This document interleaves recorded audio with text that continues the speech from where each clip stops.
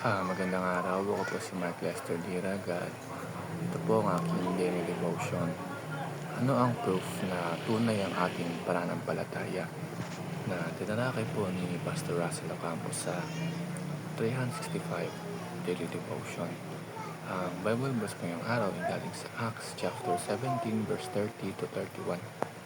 Sabi po ay, "In the times of this ignorance, God winked at, but now commanded all men everywhere to repent, because he hath appointed a day in the which he will judge the world in righteousness by that man whom he hath ordained, whereof he hath given assurance unto all men, in that he hath raised him from the dead." Um, ang topic po natin is ano ang proof ng tunay nating pananampalataya. Alam naman natin na maraming tao ngayon ang naghahanap ng miracle o himala.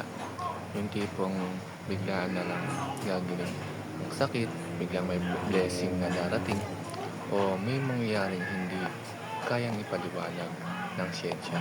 Pero sa totoo lang, ang miracle ay hindi lang basta-basta na magic trick na ni God para tayo ay mamangha.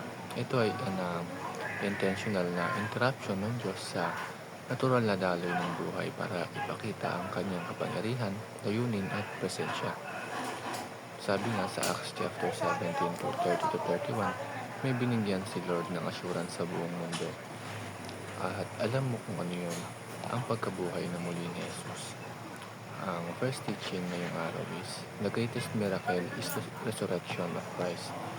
Walang kahit anong himala ang lalagpas pa sa muling pagkabuhay ni Kristo. Bakit? Kasi ito ang nagpapatunay na totoo siya, totoo ang kanyang mga salita, at totoo ang ating pag-asa sa kanya. Ang resurrection na hindi lang story sa Bible, ito ay historical, spiritual, at eternal na himala. Ang second teaching is, the resurrection confirms the truth of God's word.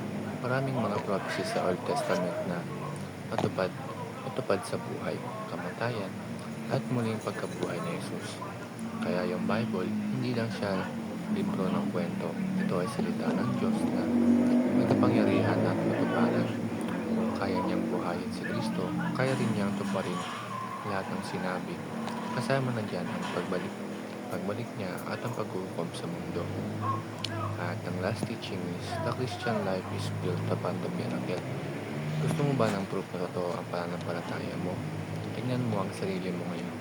Kung dati ay laging punong-puno ng takot, galit o kasalanan ng buhay mo, pero ngayon ay may kapayapaan, pagbabago at pag-ibig kay Jesus, hindi ba't timala na yun? Every Christian life is a testimony of God's miracle working power. Yun lamang po.